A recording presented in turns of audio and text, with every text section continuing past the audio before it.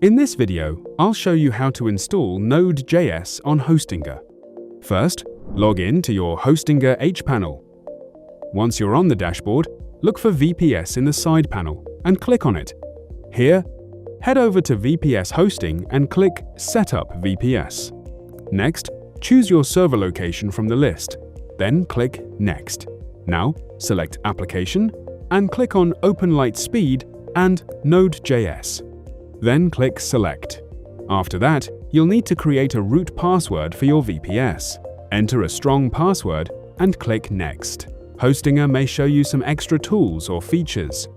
These are optional and usually paid, so you can skip them or add them if you need. Then click Next and choose your VPS plan. I recommend going with the KVM2 plan because it's popular and gives good performance for Node.js apps. After that, choose your billing duration, like monthly or yearly, depending on what you prefer. Finally, select your payment method and complete the purchase.